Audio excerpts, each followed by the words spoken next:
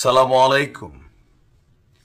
জাতীয় নাগরিক পার্টি বাংলাদেশে নতুন রাজনৈতিক দল।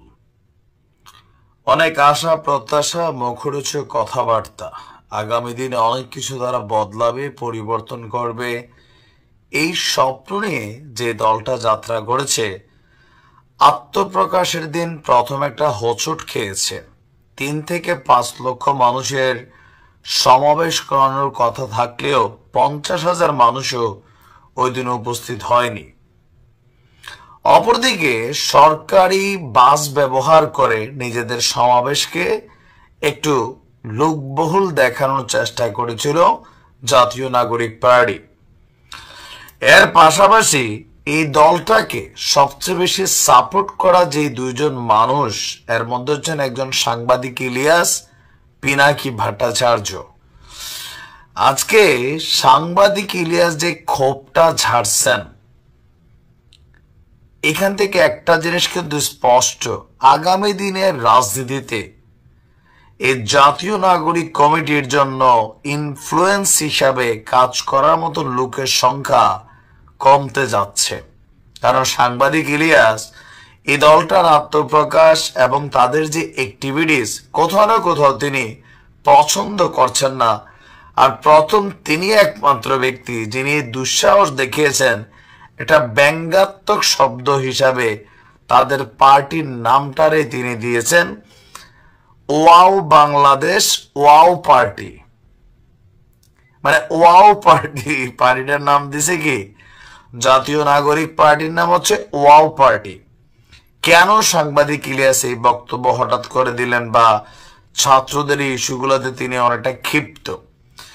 তিনি বলছেন যে দলের উদ্বোধনী অনুষ্ঠানে আবু সাঈদের পরিবারকে আমন্ত্রণ জানানো হয়নি, অথচ দলে একাধিক শওকত আলী আছে।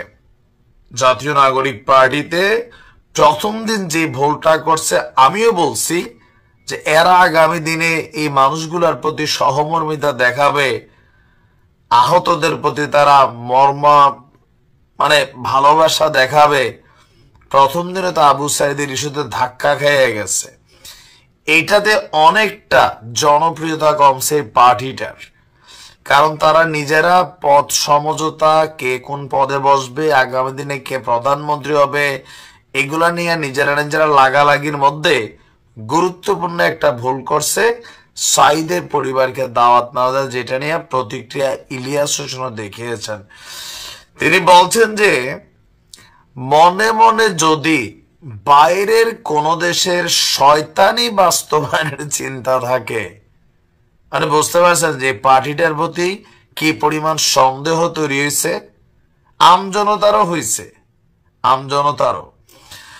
তো তার বক্তব্য হচ্ছে মনে মনে যদি এই পার্টি বাহিরের কোন দেশের, হতে পারে ভারত, পাকিস্তান অথবা সামহাউ থাকে,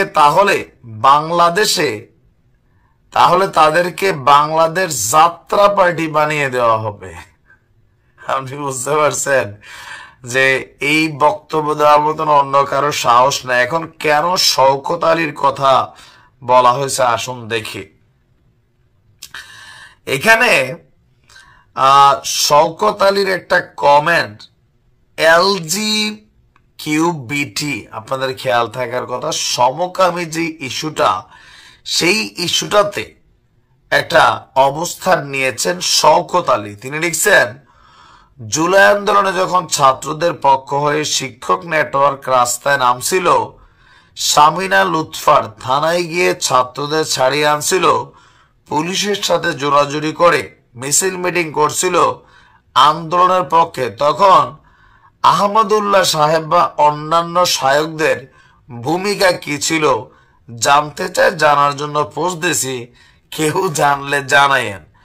মানে আমাদের অত্যন্ত গুরুত্বপূর্ণ একজন ভালোবাসার মানুষ শায়ক আহমেদুল্লাহ, ওনাকে খোঁচামেরা এই শওকত আলী একটা স্ট্যাটাস দিয়েছে। তারপরে সে আপনার আরেকটি স্ট্যাটাস দিয়েছে, এটা ছিল জানুয়ারি 22, 2024-এর। বর্তমান কারিকুলাম নিয়ে অনেক লেখালেখি করেছি, এর বিরুদ্ধে অবস্থান নিয়েছি, কিন্তু যে ইস্যুতে হইচই সেটা মানে বুঝতেছি না।